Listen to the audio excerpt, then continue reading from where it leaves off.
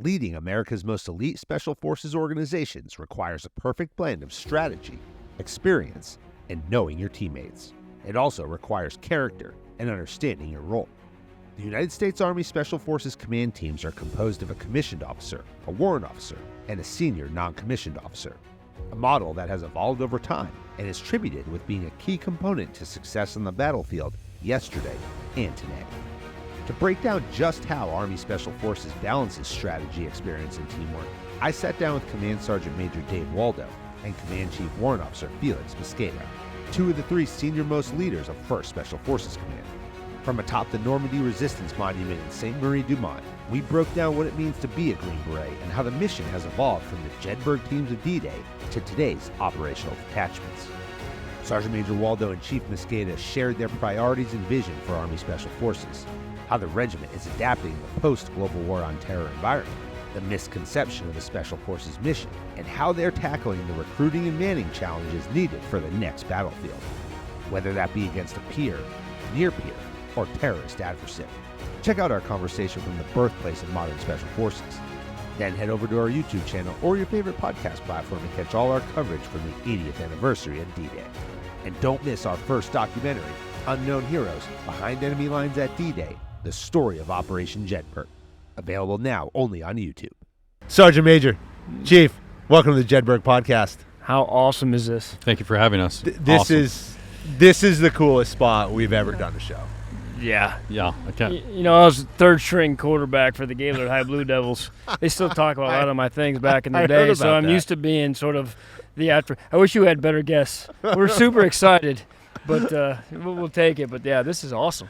Look, this is the spot. All right, we're in Saint Marie Dumont, not far from Utah Beach here in Normandy, France, and we're sitting on the wall, which is representative of the parachutes.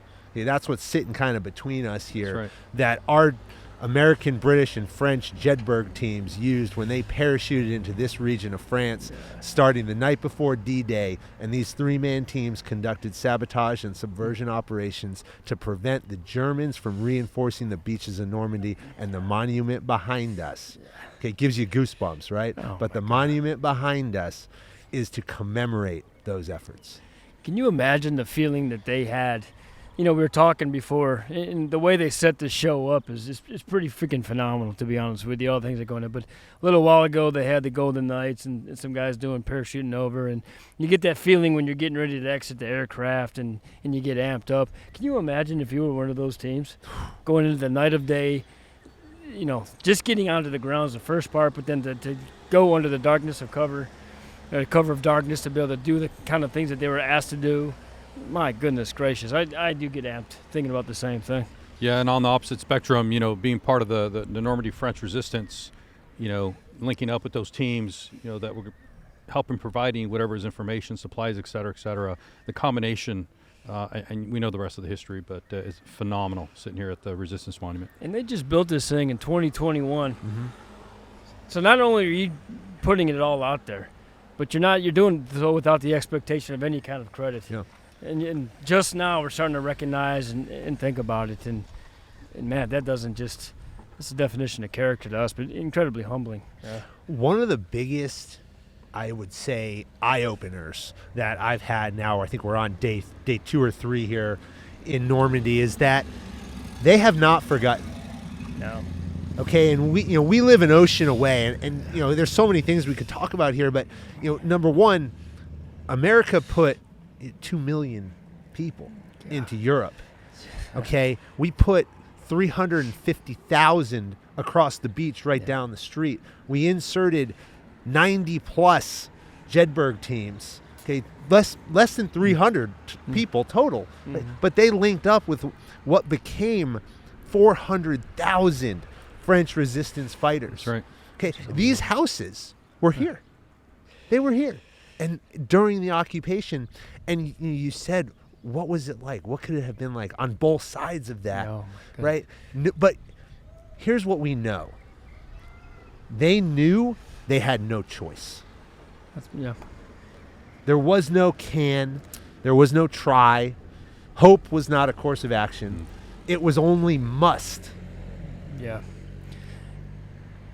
And then as I'm sitting here and I got goosebumps up and down, and you can feel this in your belly, and it's sitting in this very hallowed ground. But are we earning it still?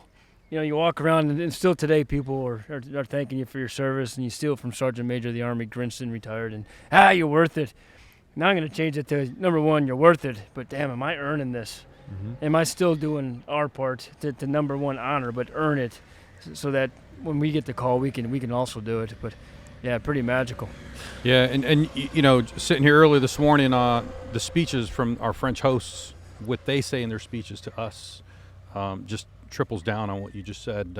You know, they're thanking us for being here and for what the Americans and the teams did, you know, 80 years ago as we celebrate the 80th anniversary of D-Day. Amazing. Well, let's fast forward those 80 years to today. All right, we had an opportunity a couple of months ago to come down to Fort Liberty. We sat down with your boss, with General Ferguson, great man, who spoke here today and shared some of his thoughts with us. Mm-hmm. And we put together not only his long episode where we talked about 1st Special Forces Command and the impact of the unit, its lineage back to the Jedburghs 80 years ago. We talked about his vision. We talked about where the regiment's going. Right? But he gave us his perspective, which is a critical perspective because he is the commanding general. Yeah. But there's another 2 perspectives as part of that command team.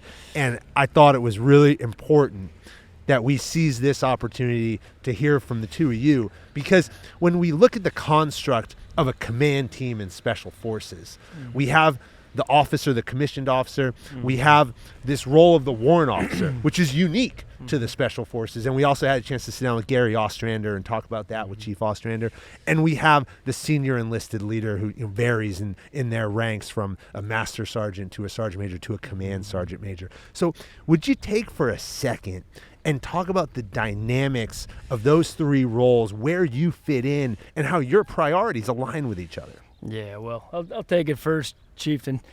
So number one, if it's important to my boss, then it's super important to me. And if it's cool to my boss, it's fascinating to me. But, when it gets down to it, obviously our vision, they do align because they don't make them better than General Ferguson. And we see it. But a little bit as far as a role as a sergeant major, there's the foundational things like talent management and non-commissioned officer and enlisted manning things that you're always going to do. But really where we're given the latitude, because we're not commanders, is we're able to have the flexibility to look across the formation to ensure that the message is being heard up and down the echelons. Also bottom up, what are we hearing, what are we seeing, what are we thinking, and to make sure that we're doing that. But you're also able to look around and find those things that are most threatening to the viability and reputation of the organization, and then we're able to insert ourselves into that. Let's get after that, because that's what's going to threaten. And that to me is a sort of a good metaphor for what special operations are going to do in the future. We're super flexible. We're 70 countries worldwide to leverage partnerships, but what is most threatening to our way of life, to our liberty, to make sure that we don't get surprised in the most horrible way, and that we're already there posture to insert ourselves there. That's why not only do I incredibly humbled to be able, that's a word that's just going to resonate today with me, but to be able to do it with our boss and trust that with us too, that's a sacred role that I certainly relish. Yeah, obviously double down on what the CSM just said, but ultimately is understanding the commander's vision. What does that mean? It's understanding in order to be able to support that vision, right? And that's part of my task, and make sure the staff understands that, make sure our subordinate units understand that, and my role as the command chief warrant officer also is to advise and assist the commander on all things, like the CSM said. What he thinks is important. What he thinks is cool. So how do we get after that? And a lot of that comes from just experience. We talk a lot about what's old is new, absolutely, especially you look at where we're at today. It's just how do we put those practices into play with modernization, technology, and that rolls downhill from my job down to the other warrant officer role you talked about. And it's also special this year that we're actually celebrating the 40th birthday of the Special Forces warrant officer from 1984 to this year. Some of you have been there all 40 years, I think, too. There's a couple left on Chief, active duty. You were literally a warrant officer before the birth of warrant officers. Like, can we talk about that? About close to What 3.5 year decades that? worth. Close, but not that close. But we've also seen that, to your point about what our role is as Command Chief Warrant Officers. That has changed for the better through trial and error. Mm-hmm. And I think it gets better from here on out. But again, really, understanding the boss's intent, his vision, and helping him get after that. So we have this talk, and there's these terms that are thrown around. We talk about the operational force. We talk about the man, train, and equip functions of different commands. Talk about the difference between the two, where you fit in to the relationship between man, train, and equip and the operational force, and then what you learn for each of these to prepare the Special Forces Regiment to go out there and fight these nations' wars that we're going to talk more about in a minute. Man, I thought we were going to get softballs coming in here, to be honest with you. But those come later. Because we blend them right now. You know what I mean? I'm going to go into a weird parable real quick, but I grew up in northern Michigan. And that was we heard that. Yeah. Are you a Michigan fan? Yeah, a little bit. National champions, Big Ten champions, all the things. But, we played a great game. We'd build up snow, and you play King of the Mountain. And when you're trying to get to the top, it's easy because all you got to do is get to the top. But once you get on top, you're like, well, damn, this isn't very fun. I don't know where the next threat's going to come from. So I'm trying to pivot all the way around.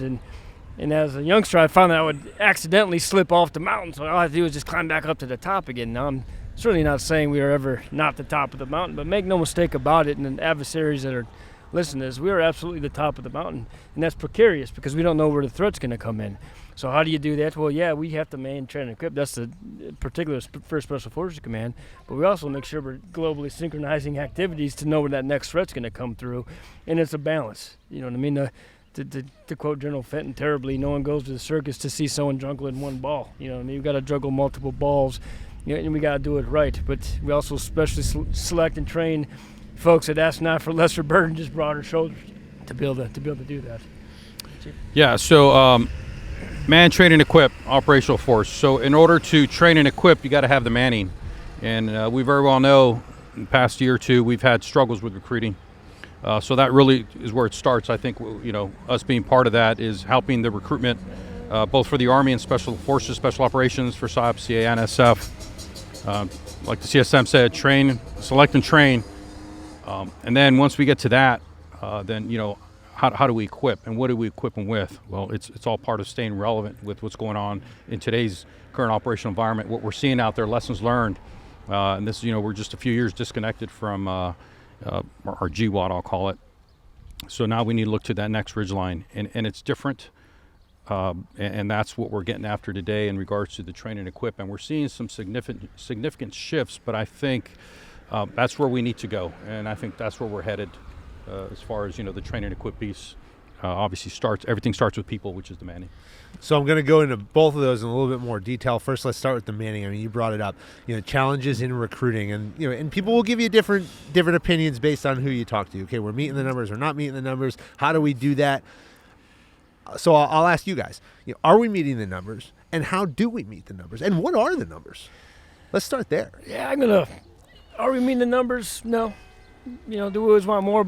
And you hear a lot about the troubles with, today's youth are different. But, there's this thing a while ago, and I read it, and it said, today's youth, they're lazy, and they don't really take to authority much, and they're always asking why.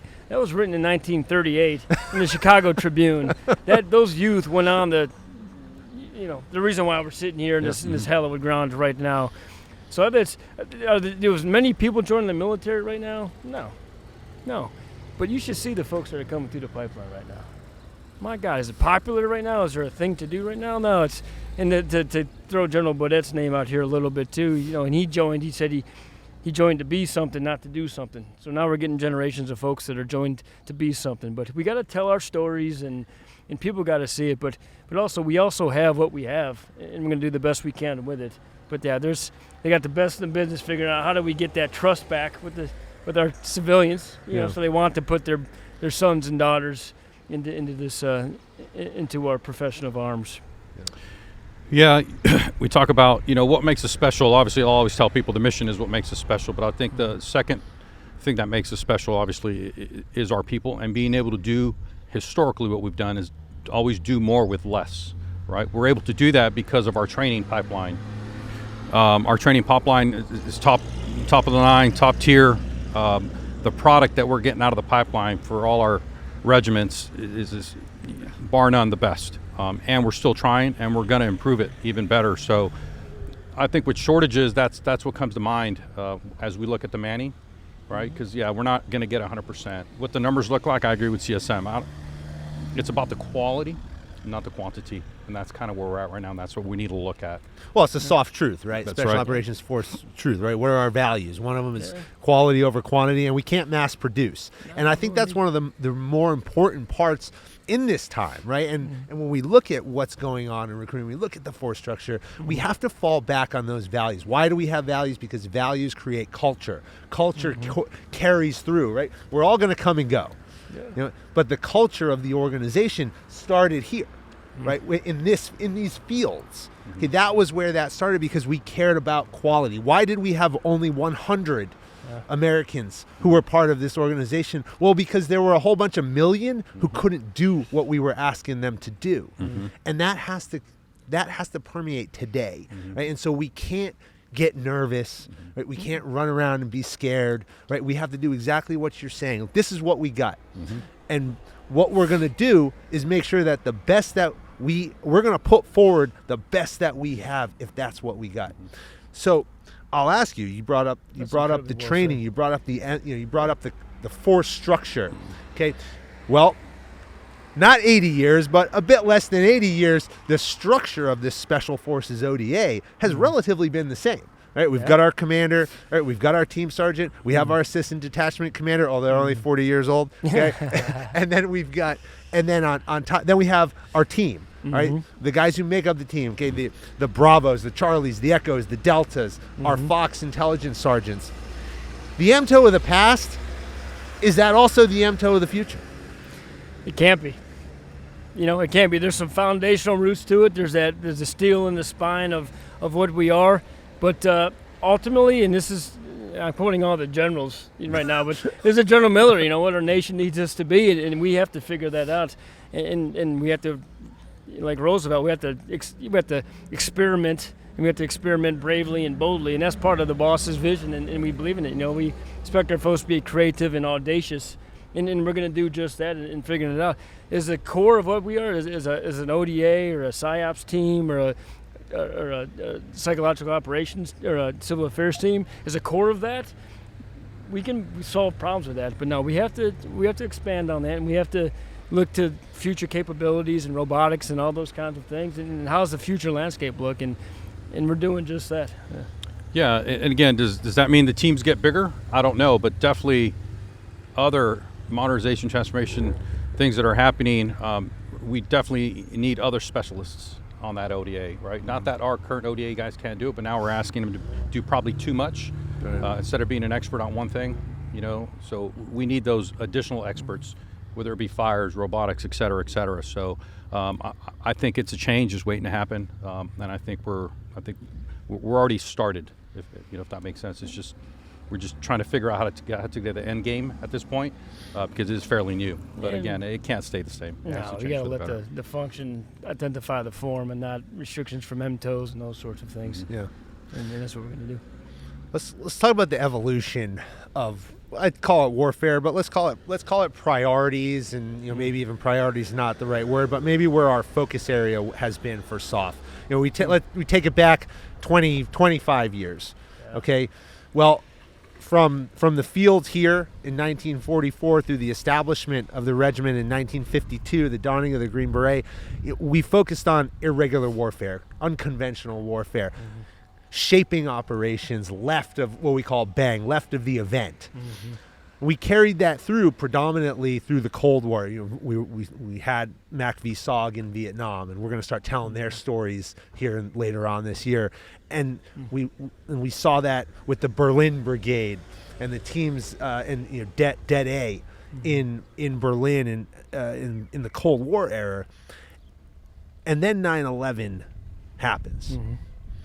And just as quickly as those planes hit the tower, went down in the field, and penetrated the Pentagon, or attempted to penetrate the Pentagon, because it isn't impenetrable, all of a sudden we're in a counterterrorism fight, Yeah. which then leads to a counterinsurgency fight, which we were joking about doctrine. We had to write the doctrine We did. while fighting that war and understanding, coming to grips with what is counterinsurgency and how do we do it. And for 20 plus years, we fought that. And then one day, we leave. Yeah. And the war is over. Now, I would argue that the global war on terror is not over. Okay, it's entered a new phase because there are still those out there who seek to do us harm and are doing everything they can to do so. But now there's this discussion about, well, what do we do with SOF?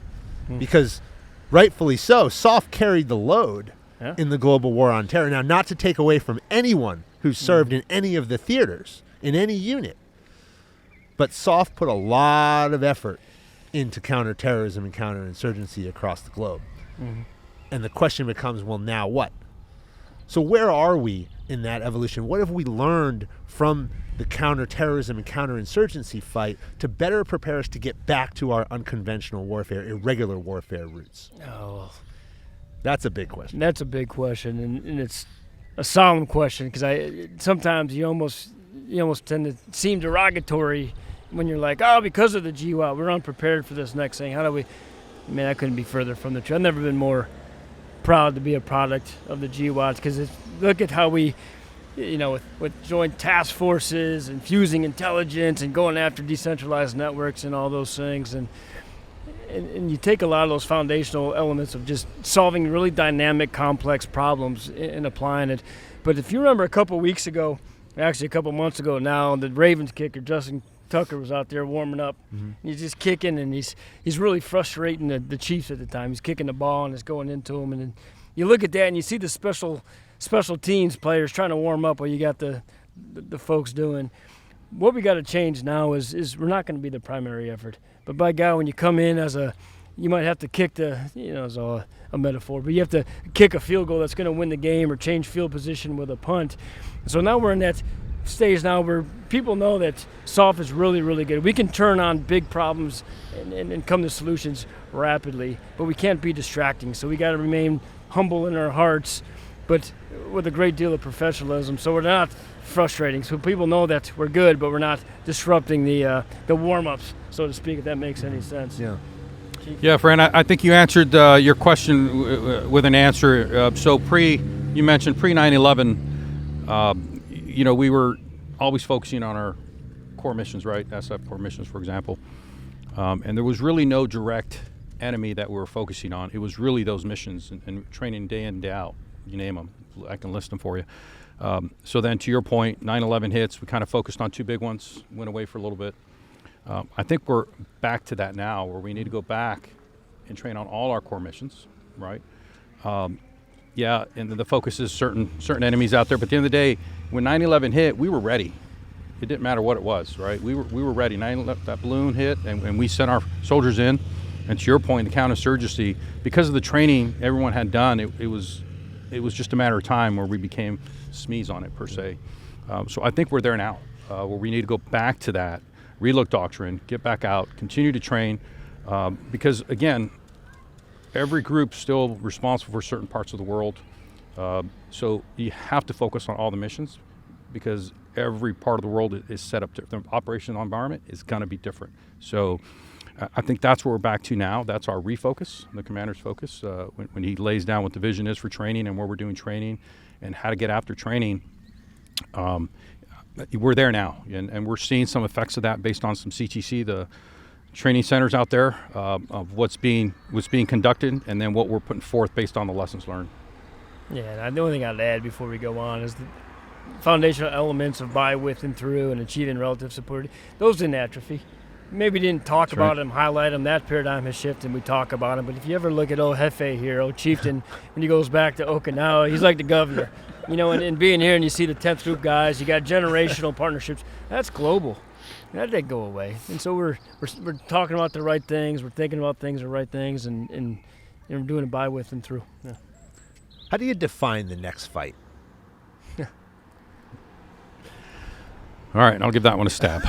So I think that would go Yeah. first They're every looking time. right and at him. I act like I didn't hear you. So we do talk about this quite a bit, and again, based on what technology has to offer nowadays and what we're looking at to modernize, number one is first contact should not be human contact. It should be some sort of tech or robotic, which makes sense.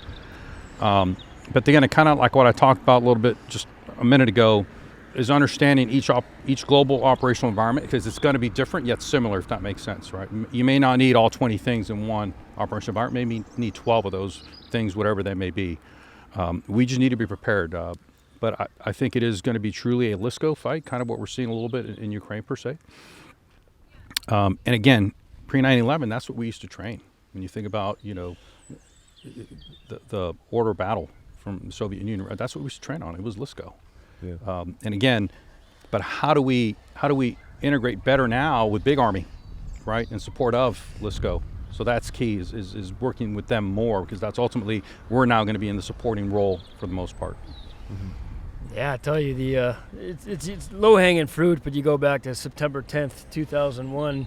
Had I been asked that, I was, Staff Sergeant Waldo on the finest operational detachment that's ever been, ODA 1A2, and we're getting ready to do a training in Thailand, and the terrorist landed airplanes in the building. That came out of nowhere. I think the next fight is ill-defined. We can predict in LSCO and remote advise and assist and robotics, and we're not going to know, we're not going to see it, and we're probably going to get we're probably going to get punched, and we'll probably get on the map, but no one's going to get off the bat better than this force and our partners. So I think the next fight, to me, I can't define it, not because I haven't thought about it, because I don't know, but I do know that we will be ready for whatever it may be.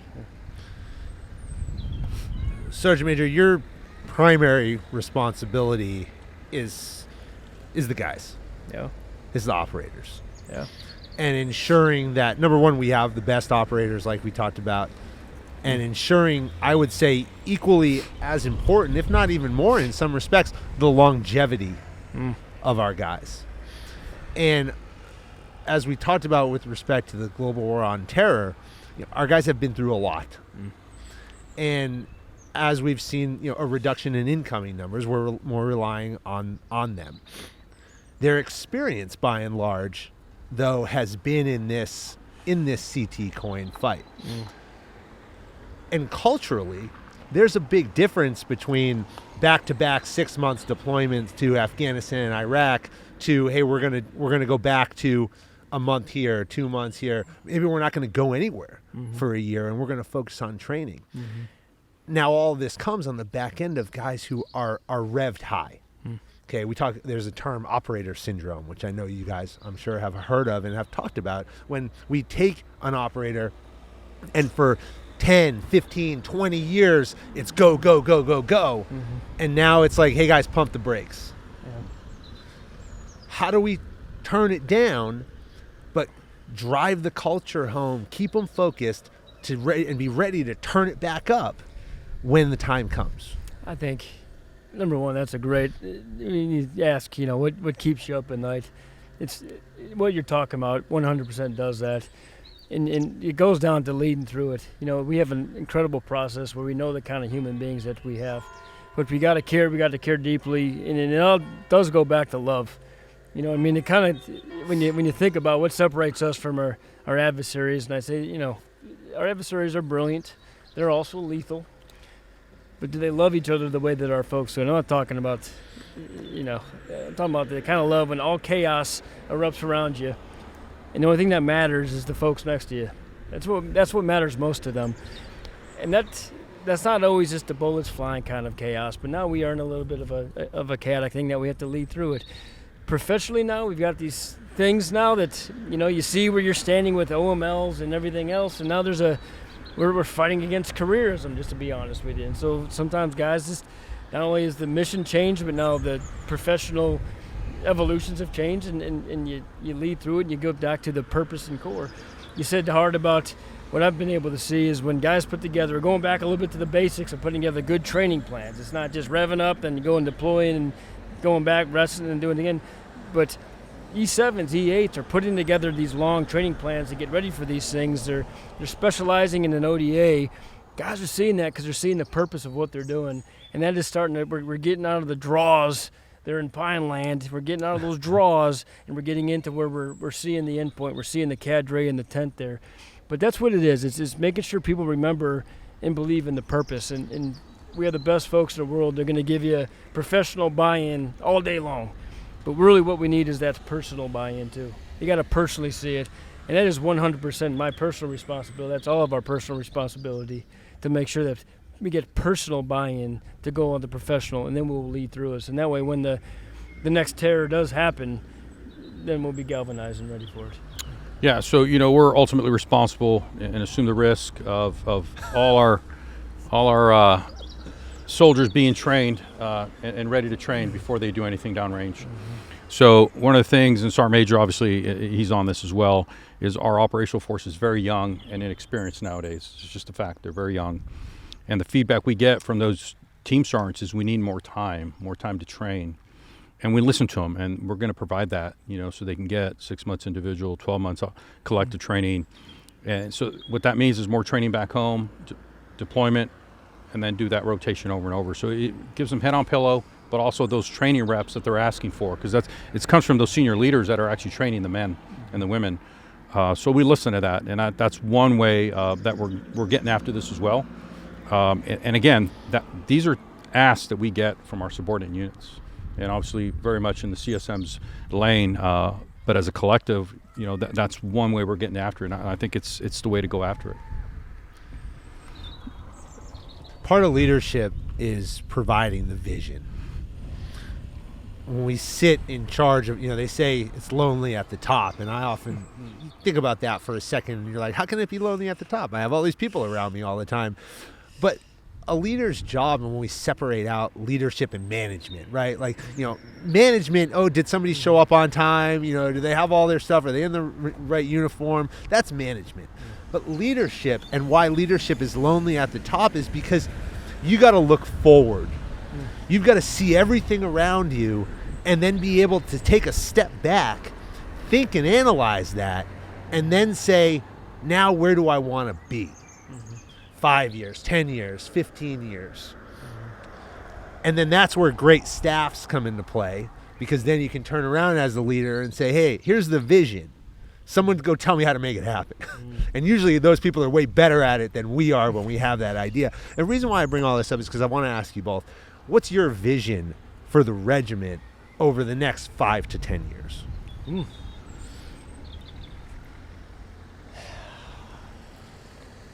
What I see in the next 5 to 10 years, and that's a good one.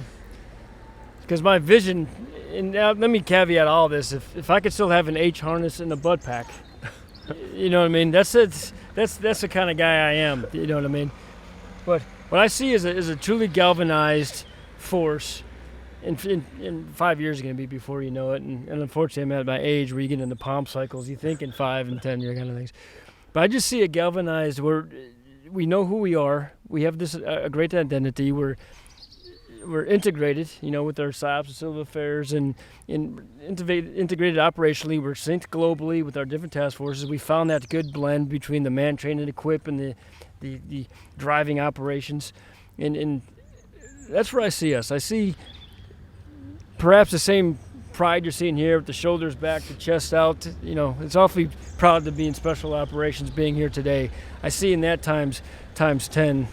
I'm going to stop for a second, gather some thoughts. Chief, and take it. Yeah, so that is a very good question. Again, 5 years, right around the door. But the way I envision it is, and you kind of mentioned it, it gets lonely at the top. I don't think so. I think that's if you build good command teams, it never gets lonely at the top. Right? That's just my perspective.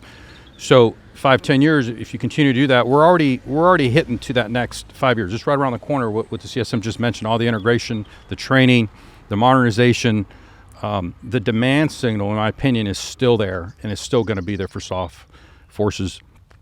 The big one that I envision in 5 and 10 years, though, is actually being, hopefully, I wouldn't say 100% because you just can never be 100%, but being that much further along. And I mentioned earlier, integration with the joint force.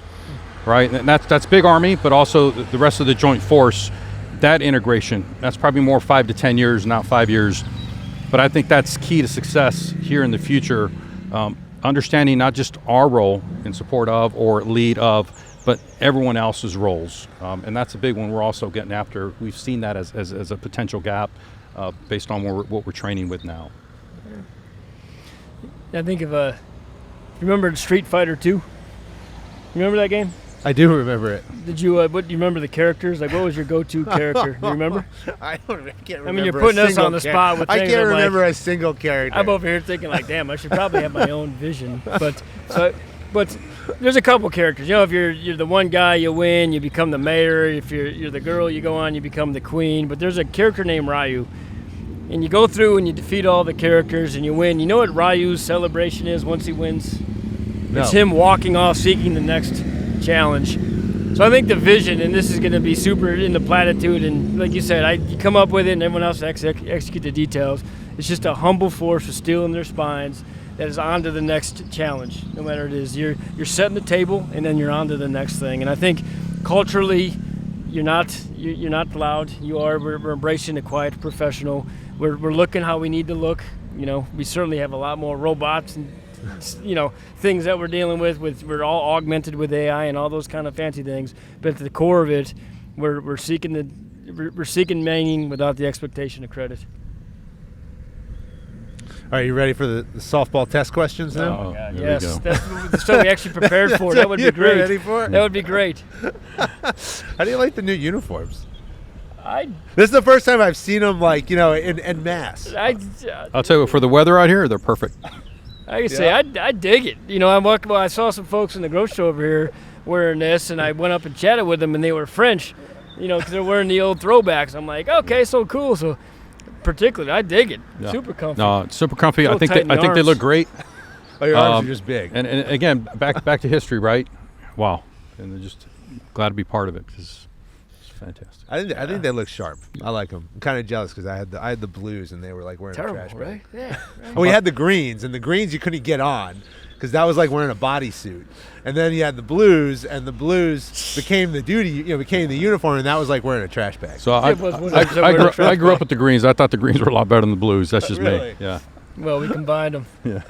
Yeah, I give it a 7 out of 10 on the uniform. Oh yeah, hell yeah.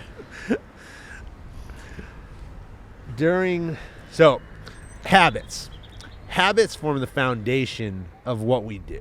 Okay, it sets our own personal culture. It defines our character. At the end of every one of our episodes, I tie it back to this place. Tie it back to the Jedburghs of World War II, who parachuted onto these lands that we sit in now. They had to be proficient with 3 things every day at the core of what they did, and those 3 things have permeated to our special operator today. They had to be able to shoot, they had to be able to move, and they had to be able to communicate. If they could do those 3 things with the utmost precision, they didn't have to focus on it because it was a habit. It just happened. So they could focus on more complex tasks, like running off these drop zones, coming into a village like this, linking up with people who look like ordinary citizens, and then planning an operation to take down a bridge or a power line or attack a German encampment while they sleep. Those are complex challenges. Yes. Can't be worrying about, can I shoot my rifle, use my radio, okay, or move at night.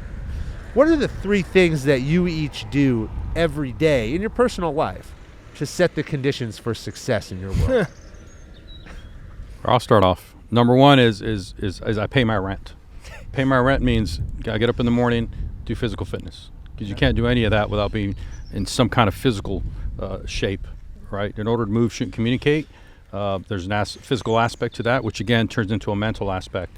The more you put yourself to the grind, the more mentally prepared you're going to be, as well as physically.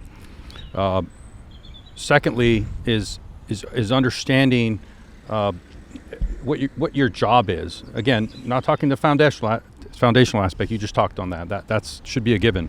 We're talking about what those missions, what you're being asked to do, right? And you understand that by understanding the commander's intent. You have to understand the commander's intent, right? So, and then thirdly is being present. right? Being present means leading by example, right? I never tell anybody to do something that I don't do myself. But presence, right? And you're not like on purposely being present. It's just part of day in and day out, being where you need to be at the right time, right uniform. As long as I've been doing it, that matters. So those three things, I think they're very broad in general, but I think they lay the foundation for kind of what you mentioned, able to pick up, get assigned a mission, and be successful. That's why they don't make them any better than Chief Mosqueda. Best in the business, and you go back to your command team thing. I love going to work every day. How much of a blessing. I can tell you guys love coming to work every day too, by the way. But me, I mean, I guess the first thing, I'm stealing from Coach Valvano a little bit. You know, you have a full day, and what's a full day? Well, you brought the tears and emotion. You laughed till your belly hurts, and you spent some time in reflection.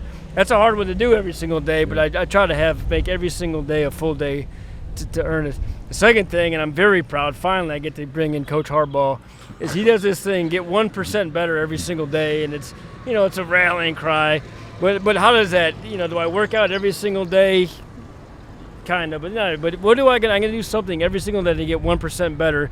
Sometimes it's like 10 o'clock at night. I'm like, I got to do something. Let me memorize some words in the Google. Let me pick up my Indonesian language book and do a phrase. And then lastly, you know, make someone else's day better. And, you know, we all go to work sometime, and there's people that give you energy, and there's some things like, man, I really don't. I want to avoid talking to these folks. They suck the energy out of you. But particularly, I force myself every day to go and interact with those folks. So those are probably my three things. Yeah, and let me caveat with that. I think there's a broader spectrum that covers whatever three things anybody would answer that question with. And I think that's balanced work-life, right? Which you got to balance whatever three things you think are important with family life, right? With your soldiers' understanding of their situation, whether they're single or married, which goes back to the piece you brought up earlier with the love piece, right? Yeah. If your soldiers see you balancing those things, I think it just makes it that much better, if that makes sense. I thought you were going to say calf raises, bicep curls, and bench press. That's part of the paying the rent. Don't forget legs. You know, I did it for leg too days, long. That's what I got. Yeah, that's why I'm not a leg guy, because I forgot them too. I'm trying to bring the culture back to me. Balanced work life, I love it. But Chief, pay the rent, understand your job and the commander's intent, be present and lead by example. Sergeant Major, make it a full day. I love everything you guys are putting out here. Get 1% better, make someone else's day better. Yeah. All of those are absolutely wonderful. You've made my day better. I'll tell you made that. our day better. And, yes, indeed. This is exciting because I don't know how we're ever going to beat this spot, even though it's going to take everything. We're not. To do. I don't think we are. We won. One more question. Yeah. You brought up Coach Harbaugh. Hell yeah. He's gone. No, I'm a lifelong diehard Chargers fan. No. That's the way it is. Yeah, Weren't they already in the news for some shenanigans already? Fan too. It's great how that works. I was a lifelong diehard Patriots fan for a while with Tommy, and then the Buccaneers. But Coach Harbaugh still has property up in northern Michigan. I think I've heard. I don't know. I'm telling people that. Yeah. But yeah, I'm you got an OP outside his house. I'm not gonna. You put me on the some stuff here. I'm ahead of the narrative. I don't want to put that out in front of our tens of listeners on this thing. Now you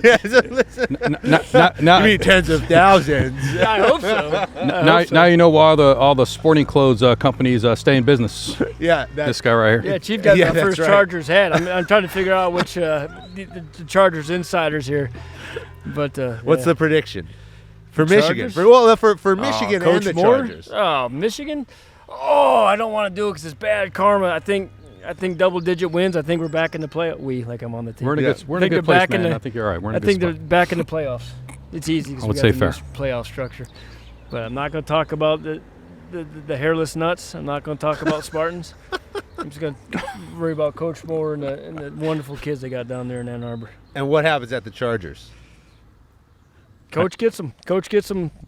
And the other secret ingredient to that, too, is Coach Herbert, the strength and conditioning coach. I think Coach gets them to the playoffs. I'm seeing it. I just listened to a podcast. They got a quarterback. Yeah, isn't he good? They got a quarterback. He reminds me of me. Back in the day. If I was 6'6" and could throw. So, and they got drafting the lineman. See, I'm all fired up. You got me fired up, and you actually got tears in my eyes talking about the way you painted the picture. But now I got adrenaline pumping. I want to go run around crazy. All right. Well, we're gonna get you back because you got a lot of things that you got to get to over the course of the rest of the day and tomorrow. But I sincerely appreciate you both taking the time to sit down with me today. Tell the story. This truly is a special place. Yes. And for all of us who served in the Special Forces Regiment, this is really home. Yeah. We talk about Fort Liberty, Fort Bragg. The home. This is home. This is where it started.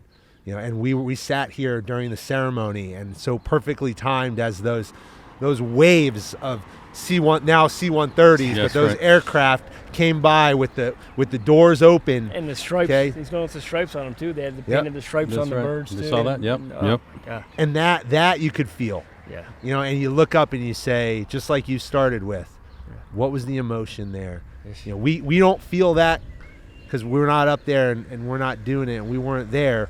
But when I sit here and we look around us and we look at this monument, you can't help to be moved and inspired. And whatever you're going to go off and do next, you know that you can be motivated by what happened here.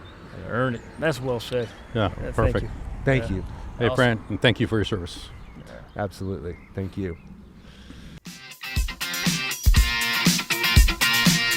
American Jedburghs went on to form the foundation of the United States Special Forces and the Special Activities Directorate of the Central Intelligence Agency. Thanks for listening to the Jedburgh Podcast, an official program of the Green Beret Foundation. I'm your creator and host, Fran Racioppi. Join us next week for a new episode on Apple, Spotify, or wherever you get your podcasts.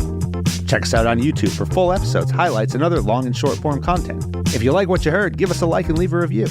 Follow the Jedburgh Podcast and the Green Beret Foundation on LinkedIn, Instagram, Facebook, X, or Threads. Send your comments and inquiries to fran@jedburghpodcast.com. As former members of Special Operations Forces, the Jedburgh Media Channel and the Green Beret Foundation remain committed to supporting all generations of U.S. Army Special Forces and their families. Thanks for joining us on this episode. How you prepare today determines success tomorrow.